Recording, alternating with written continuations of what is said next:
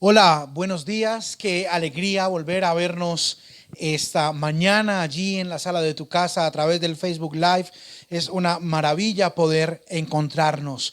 Y antes de ir a la palabra, quiero animar a todas esas personas que han venido uniéndose a nuestras transmisiones. Si no estás asistiendo a una iglesia, si no eres parte ya de una iglesia, te queremos animar a que te contactes con nosotros aquí a este número de WhatsApp, porque queremos invitarte a ser parte de nuestra comunidad. Tenemos planeada una noche especial para todas aquellas personas que se vienen uniendo por primera vez y se llama Noche de Conexión, así que no te lo vas a querer perder. Escríbenos a este número de WhatsApp que está ahora mismo en la pantalla y vamos nosotros a invitarte. Queremos ponernos en contacto contigo. Bueno, estamos listos para ir a la palabra de Dios en esta mañana y quiero que me acompañes al libro de los Hechos de los Apóstoles, capítulo 8. Hechos de los Apóstoles, capítulo 8. Y mientras ustedes llegan allá, quiero que pensemos por un momento cómo reaccionamos nosotros frente a la presión. Muchas veces cuando estamos en momentos de presión, cuando estamos en momentos de crisis, cuando estamos en momentos difíciles, nos quebramos, sale lo peor de nosotros mismos. A veces somos groseros, en ocasiones nos frustramos.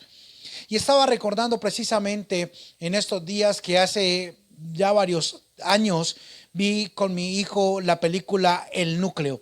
Se trataba de una película que, bueno, iba a llegar el fin del mundo y para solucionar el tema, los científicos norteamericanos, obviamente, porque los gringos siempre son los que salvan al mundo en las películas, tenían que llegar hasta el núcleo del planeta Tierra y activar allí unas bombas nucleares para revertir el flujo de magma en el núcleo de la Tierra. Pero para hacerlo tenían que construir una nave no submarina, sino subterrestre, que fuera capaz de penetrar la corteza. El problema es que a mayor profundidad, mayor presión. Así que contactaron con un científico que había inventado una máquina, una nave que podía penetrar hasta allá, porque entre más presión había, más y más y más resistente, más fuerte se hacía el casco de la nave. La iglesia, mis queridos, es como esta nave. En momentos de presión, en momentos de dificultad, es cuando mejor funciona. La iglesia durante miles de años ha sido perseguida, ha sido forzada, ha sido olvidada, y ha sido precisamente en estos tiempos difíciles cuando la iglesia ha tenido un mayor crecimiento. Y quiero que leamos entonces en Hechos de los Apóstoles, con esto en mente, capítulo 8, versículos 1, desde la parte B del versículo 1 hasta el versículo 5. ¿Están listos en casa? Hechos de los Apóstoles, capítulo 8, versículos 1 al 5. Y recuerden que estamos leyendo en la Nueva Traducción Viviente. Dice: ese día comenzó una gran ola de persecución que se extendió por toda la iglesia de Jerusalén.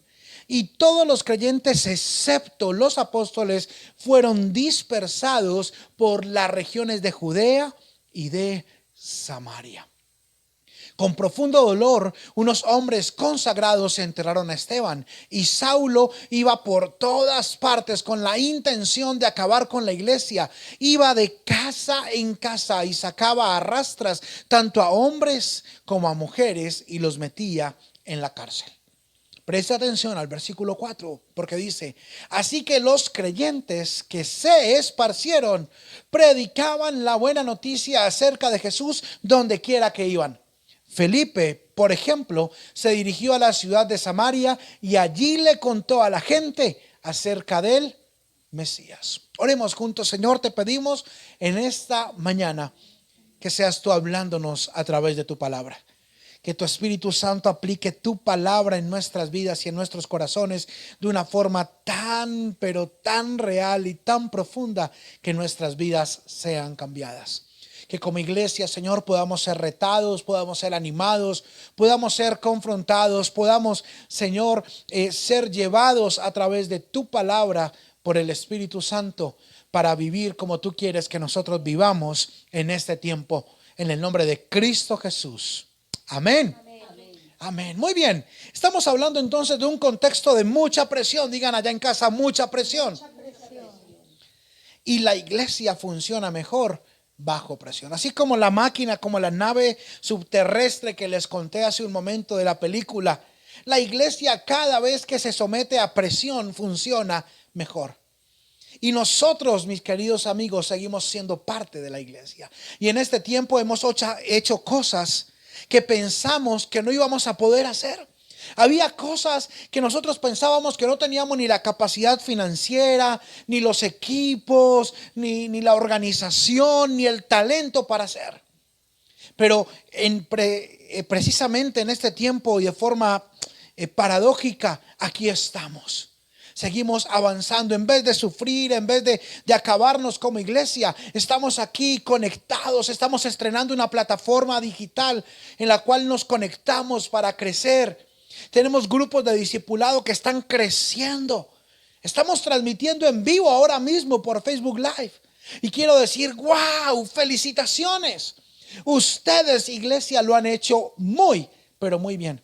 Ustedes se han mantenido animados, ustedes han permanecido unidos, ustedes han seguido dando con generosidad.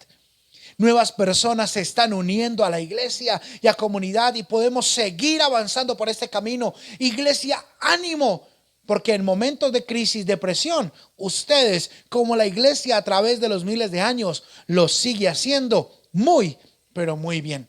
Esta iglesia, este es el tiempo de extendernos. No estamos sobreviviendo simplemente, estamos atravesando este momento juntos y vamos a ver que vamos a lograr en este tiempo ser la iglesia que Dios quiere que nosotros seamos. Sin lugar a dudas, la conformación de la iglesia va a determinar la solidez de la iglesia. En Hechos capítulo 8, versículo 4, quiero que prestemos especial atención, porque dice, así que los creyentes que se esparcieron predicaban la buena noticia de Jesús a donde quiera que ellos iban. Y quiero que veamos allí en este versículo tal vez muy sencillo, 3 cosas que se requiere de nosotros en este tiempo. Lo primero es que los que se dispersaron eran creyentes. Y quiero que si estás tomando nota pongas allí primer punto, verdaderos creyentes. Verdaderos creyentes. Se trata de gente que ha sido convertida de una forma real. Se trata de hombres y mujeres que tienen una solidez en la palabra. La iglesia en ese entorno, en ese contexto de Hechos de los Apóstoles, capítulo 8, estaba conformada por verdaderos creyentes. Y en los primeros capítulos del libro de los Hechos vemos que lo que los creyentes hacían en la iglesia. También vemos ejemplos de personas que no eran verdaderos creyentes. Por ejemplo, vemos a Ananías y a Zafira, que querían aparentar algo que no eran. Vemos también el caso, por ejemplo, de Simón el mago, que quería el poder de Dios para ser famoso. Vemos el caso, por ejemplo, de Pablo, que hasta cierto momento persiguió a la iglesia, aunque después en el próximo capítulo, en el capítulo 9, se convierte al Señor. La Nueva Traducción Viviente me gusta, porque la Nueva Traducción Viviente incluye ciertos subtítulos que nos dejan ver lo que los creyentes hacían. Los apóstoles eran importantes, pero los creyentes también. Encontramos, por ejemplo, en Hechos capítulo 2, que los creyentes formaron una comunidad. Los creyentes formaron una comunidad. En Hechos de los Apóstoles, en el capítulo 4, encontramos que los creyentes oran por valentía. En Hechos de los Apóstoles, también en el capítulo 4, encontramos que los creyentes compartían sus bienes. Y en el versículo 8 nos encontramos que precisamente quienes fueron dispersados fueron los creyentes. Los creyentes, los miembros de la iglesia, formaron una comunidad, oraron por valentía compartían sus bienes y paradójicamente también fueron dispersados. Ahora, esta lista que estamos viendo, por un lado me consuela y me llena de alegría. Ver que ustedes han formado una comunidad, que ustedes oran constantemente, que han sido valientes en este tiempo, que ustedes siguen compartiendo con generosidad, que ustedes, a pesar de estar entre comillas dispersos cada uno en su propia casa, siguen avanzando y creciendo en la palabra de Dios. Ahora, ¿cuál era la cualidad de los creyentes que estamos viendo allí? Nos damos cuenta que esos creyentes eran verdaderos discípulos. ¿Verdaderos qué? Discípulos. Aquellos discípulos eran los que formaban la iglesia. De hecho, no fue sino hasta el capítulo 11 del libro de los Hechos de los Apóstoles que se llamó en la ciudad de Antioquía por primera vez cristianos. ¿A quiénes? A los discípulos. ¿Y qué es un discípulo? Un discípulo es aquel que sigue a Jesús. Un cristiano, entonces, por definición, es primero un discípulo. Y un discípulo es aquel que es un seguidor de Cristo. La decisión que tuvieron que enfrentar aquellos primeros creyentes y que tenemos que enfrentar todavía nosotros hoy en día es: ¿seguiremos a Jesús o no lo seguiremos?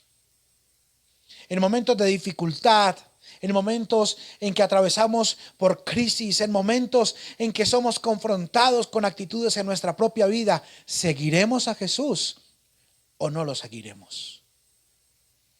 Cuidado, porque nosotros podemos asistir a una iglesia, podemos conectarnos con una transmisión, con un Facebook Live, podemos estar haciendo ciertas cosas y no ser verdaderos seguidores de Cristo. Colosenses capítulo 3, versículos 1 al 3 dice: ya que han sido resucitados a una nueva vida con Cristo, dice, pongan la mira en las verdades del cielo. Colosenses capítulo 3, versículos 1 al 3. Y sigue leyendo. Hoy seguimos leyendo allí, donde Cristo está sentado en el lugar de honor a la derecha de Dios. Versículo 2. Piensen en las cosas del cielo, no en las de la tierra, pues ustedes han muerto a esta vida y su verdadera vida está escondida con Cristo en Dios. ¿Saben algo? Durante muchos años predicamos acerca del testimonio de aquellos primeros cristianos. Durante muchos años predicamos acerca de aquellos grandes hombres y mujeres de Dios que a través de los siglos han puesto un estándar bastante alto de lo que es ser un cristiano. Y durante todos estos años nos preguntamos qué sería de nosotros si tuviéramos que afrontar momentos como ese. Pero ¿saben algo? Nosotros tenemos hoy en día la oportunidad de oro de dar la talla. Tenemos hoy en día delante de nosotros una crisis tremenda, un momento difícil que bien pudiéramos pensar en un momento que iba a acabar con la iglesia. Pero lo que estamos viendo es que tenemos la oportunidad en que nosotros podemos ser verdaderos discípulos.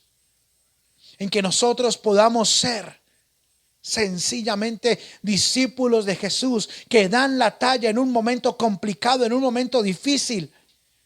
Y estoy completamente seguro de que en este tiempo vamos a ver el mayor avance que la iglesia ha tenido en su historia. Amén. Alguien analizaba, por ejemplo, cómo el domingo de resurrección fue el día en la historia de la humanidad en que se ha predicado el evangelio a más personas de forma simultánea. ¡Wow! A través de la tecnología llegamos a millones y millones de personas que antes no podíamos alcanzar. Estamos siendo iglesia. Estamos siendo verdaderos discípulos. Pero quiero que veamos allí en el versículo 4 otro punto. Segundo punto, eran creyentes que fueron esparcidos. creyentes esparcidos. Bueno, de este tema de la crisis, de este tema del dolor ya hemos hablado mucho. Hemos hablado acerca de Dios y el dolor. Hemos hablado acerca de ser cristianos en medio de la dificultad, de la crisis. Y lo que tenemos que saber básicamente es que en circunstancias difíciles, en tiempos de crisis, en tiempos de gran dolor, Dios sigue siendo Dios y la iglesia sigue siendo iglesia. De hecho, podríamos decir que nosotros somos iglesia para tiempos como este. Para momentos como este es que verdaderamente hemos sido preparados. Hace un momento estaba hablando con mi hija y mi hija me decía: papá, yo ya quiero que sea el próximo año. Yo le dije: ¿por qué? Para que no haya pandemia, para que pueda ir a entrenar. Y yo le dije: hija, es como si quisieras escapar, pero piensa por un momento que para un tiempo como este hemos sido creados, hemos sido diseñados y entrenados por Dios. Así que seamos creyentes que a pesar de ser esparcidos, están siendo lo que Dios los preparó para ser. Como iglesia estamos muy agradecidos y felices porque hemos visto que Dios nos venía preparando para este tiempo. Y lo que Dios venía haciendo en nuestra vida nos ha hecho ser los discípulos, la iglesia que teníamos que ser en este tiempo. En el Antiguo Testamento encontramos, por ejemplo, la historia de un judío llamado Mardoqueo, que tenía una sobrina que era la esposa del rey persa Jerjes. Y el rey había autorizado que se exterminara al pueblo judío. Así que Mardoqueo le pide a su sobrina que interceda por el pueblo judío delante del rey. Y ella obviamente tenía miedo, pero Mardoqueo le dice a su sobrina, la reina Esther, en Esther capítulo 4 versículo 14: ¿quién sabe si no llegaste a ser reina precisamente para un momento como este? Y yo quiero decirte a ti de parte de Dios en esta mañana, con toda seguridad, tú llegaste a ser un discípulo de Cristo para un momento como este. Para un momento como este, en tu casa, en tu familia, en tu lugar de trabajo. Hemos orado y dándole gracias a Dios, pidiéndole protección por cada uno de ustedes, por su provisión, por su familia, pero también por su lugar de trabajo. Tenemos dentro de nuestra comunidad varias personas que están trabajando, prestando servicios de domicilio, atendiendo sus negocios. Tenemos personas de nuestra comunidad trabajando en el sector de la salud. Para un momento como este, ustedes fueron hechos discípulos. La providencia de Dios nos puso en este tiempo y la providencia de Dios nos ayudará a sostenernos en medio de este tiempo. La verdad es que nosotros como iglesia somos responsables del avance del reino de los cielos en este tiempo. Tenemos la responsabilidad, tenemos el reto de ver no solamente un acto providencial de salvación de Dios para nosotros, sino que tenemos el reto y tenemos la responsabilidad y la oportunidad de ver el próximo gran crecimiento de la iglesia. Algo que he aprovechado en este tiempo de cuarentena es cocinar. A mí me encanta cocinar. Y una de las cosas que disfrutamos comer aquí en la casa es comer pizza. Así que hemos hecho pizza en la casa. Pero para hacer pizza hay que tener todo un proceso. Y el proceso se comienza más de una semana antes. Porque una semana antes de amasar la pizza hay que hacer, por lo menos en este tiempo, hay que comenzar a hacer algo que se llama masa madre. La masa madre es sencillamente una mezcla de harina con agua que se va dejando fermentar. Y las bacterias que hay en la harina y en el agua comienzan a reproducirse y a crear burbujas. Y todos los días la masa madre se va alimentando. Y 2 días justo antes de hornear la pizza, se junta toda la harina y se pone una cucharada de masa madre. Se amasa y se deja fermentar por 2 días. Una fermentación lenta. Ahora, qué interesante. porque yo creo que Jesús era un muy buen panadero. Era carpintero, pero tenía que saber mucho de pan. Acompáñame por favor a Lucas capítulo 13. Lucas capítulo 13. Y mira la receta que Jesús nos da acerca de cómo hacer un buen pan. Dice Jesús en Lucas capítulo 13, versículo 21. También preguntó: ¿a qué otra cosa se parece el reino de Dios? Es como la levadura que utilizó una mujer para hacer pan. Aunque solo usó una pequeña porción de levadura en 3 medidas de harina, la levadura impregnó toda la masa. ¿Saben cuánto eran 3 medidas de harina? 36 litros. O sea, esta mujer era una panadera, estaba haciendo un montón de pan y utilizó una pequeña medida de levadura para fermentar, para impregnar toda la masa. Ustedes, queridos, aunque esparcidos y en pequeñas porciones, tienen la capacidad de impregnar todo su ambiente alrededor.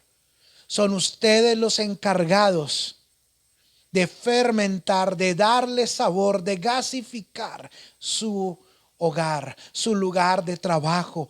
Cada lugar en el cual ustedes están puede ser impregnado por la palabra, por la presencia de Dios mismo, que aunque usándonos en pequeñas porciones, estamos logrando impregnar cada esfera, cada lugar. A veces pensamos que tenemos que estar juntos en una gran cantidad, pero la masa madre, la levadura, se utiliza en pequeñas proporciones y solo con el pasar del tiempo logra fermentar todo en su entorno. Este es un tiempo en que cada uno en pequeñas porciones, en su casa, como lo decía hace un momento, en tu lugar de trabajo, en una fila de un banco, en una fila en un supermercado, en una fila en un hospital, debes ser aquella levadura que tiene la capacidad en sí misma de fermentar todo alrededor. Y eso me lleva entonces al tercer punto. Porque si bien eran primero verdaderos creyentes y segundo creyentes que habían sido esparcidos, el tercer punto es creyentes en acción. Creyentes en acción. Y aunque fuimos esparcidos por el gobierno como precaución y para aislarnos socialmente, tú y yo entendemos que este aislamiento tiene un propósito y es llevarnos a la acción. Diga ya en casa: llevarnos a la acción. Este es un tiempo que como creyentes no podemos estar inactivos. Cada vez que me he reunido con los líderes de nuestra iglesia en este tiempo de forma virtual, les he insistido: este no es un tiempo de vacaciones. Este no es un tiempo para dejar de discipular. Este no es un tiempo para dormirnos en los laureles. Porque camarón que se duerme, se lo lleva a la corriente. No podemos nosotros dormirnos.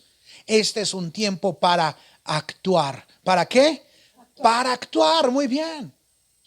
Mira cómo termina el versículo 4 de Hechos 8. Ellos predicaban la buena noticia acerca de Jesús a donde quiera que ellos iban.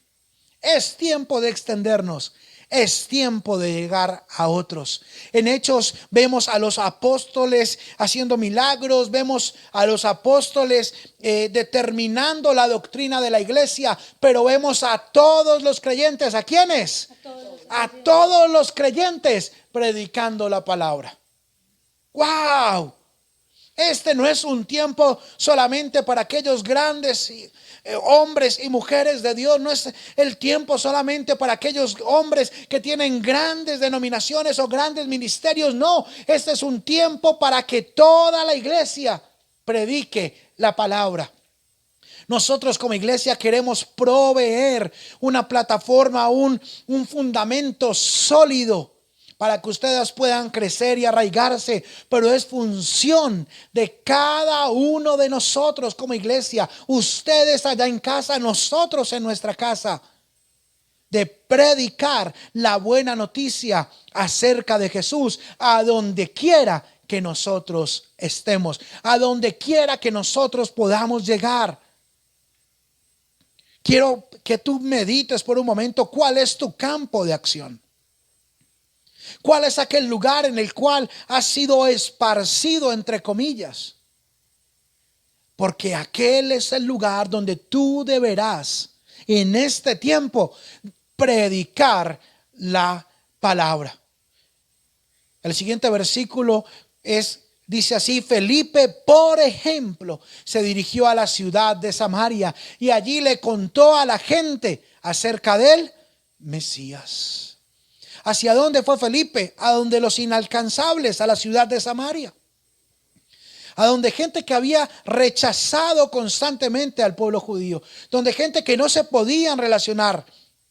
De hecho, Jesús había abierto el camino, recordarán ustedes en Juan capítulo 4, cuando Jesús conversa con la mujer samaritana. La mujer samaritana va a la ciudad de Samaria y le dice a la gente allí en la ciudad: miren, aquel debe ser el Mesías. Y todos van y escuchan a Jesús predicar.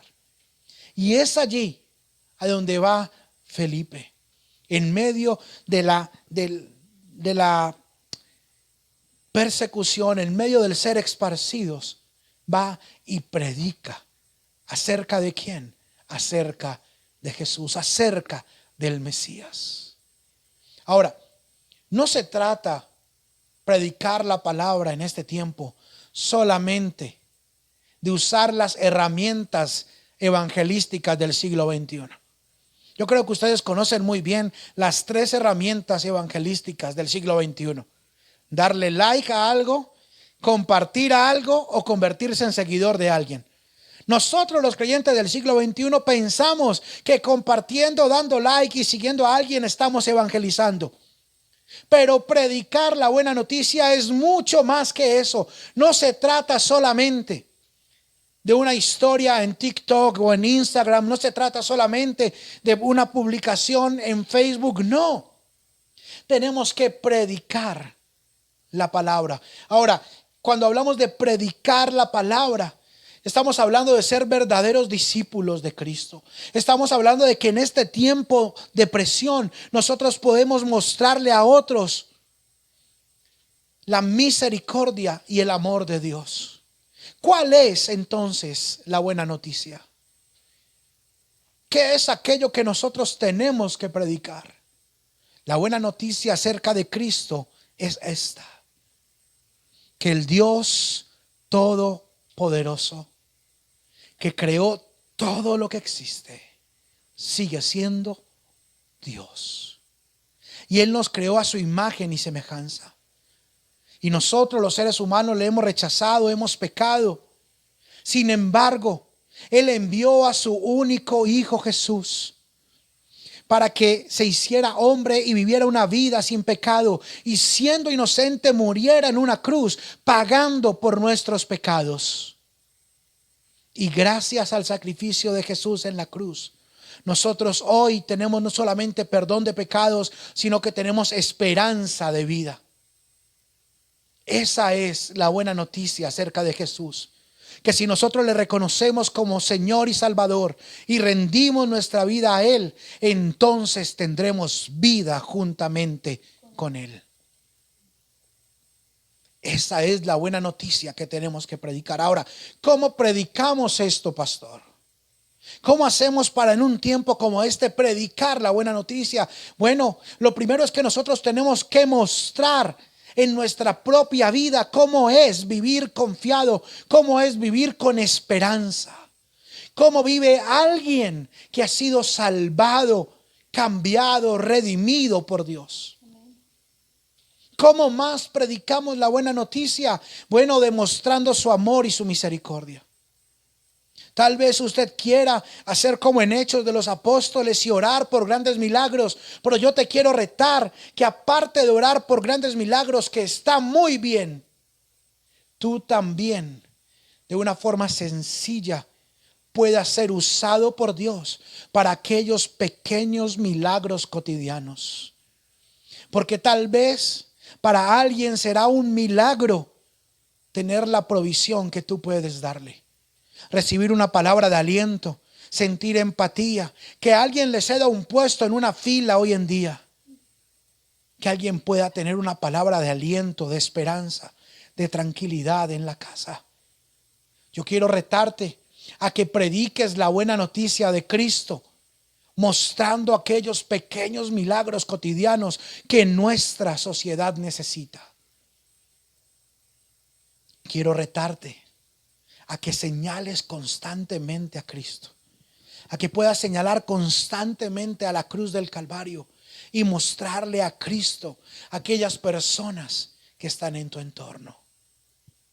Quiero invitarte a que puedas tú ser usado por Dios en este tiempo. Ahora me preguntarás, ok, y entonces ¿cómo hacemos, pastor? Yo puedo mostrar esto, pero ¿cómo hacemos si no hay una iglesia a la cual llevar a las personas?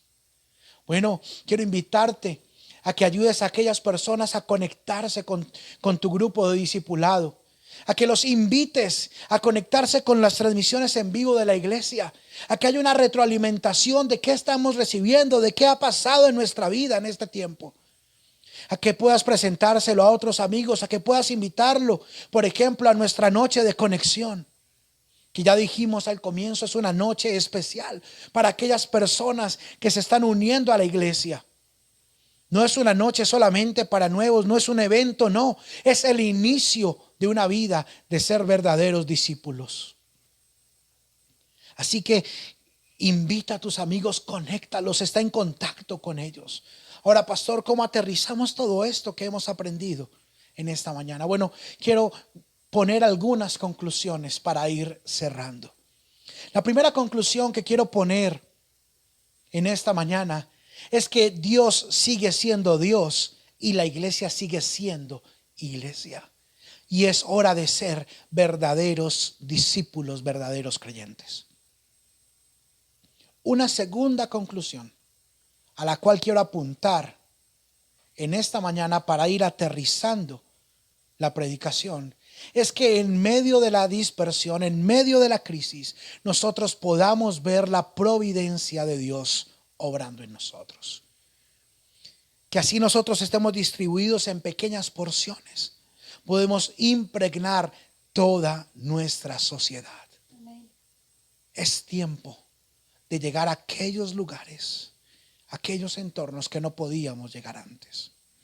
Y por último, una tercera conclusión es que utilicemos o seamos más bien usados por Dios para predicar la palabra y para mostrar a otros. Que tengamos la disposición siempre de compartir a otros la buena noticia, que sigue siendo buena noticia en este tiempo, acerca de Cristo Jesús. Oremos juntos por un momento. Cierra tus ojos allá en casa. Señor, te damos gracias porque tú has sido bueno. Porque hoy entendemos, Señor, que lo que vivimos lo ha vivido tu iglesia a través de miles de años. Y tú sigues siendo Dios y tu iglesia sigue siendo iglesia. Te queremos pedir, Señor, que en este tiempo especial podamos ser usados para que tu reino avance de una forma sobrenatural. Que en este tiempo especial podamos ser usados, Señor, por ti para que muchos lleguen a conocerte. Señor, yo oro en esta mañana y te pido que cada persona, que cada familia sea usada para que en su barrio, en sus grupos de WhatsApp, en sus perfiles de Facebook, en las filas de los bancos, en sus unidades residenciales, en cada lugar en el cual nosotros vayamos, tu palabra sea predicada. Que tengamos valentía, Señor, en este tiempo.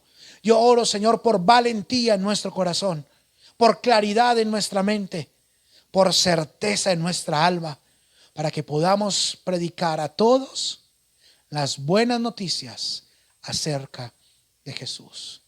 Querida iglesia, les amamos y les retamos. Pero no solamente eso, les enviamos en el nombre de Jesús para que vayan y sean iglesia en este tiempo. Que Dios los bendiga, que tengan una feliz tarde.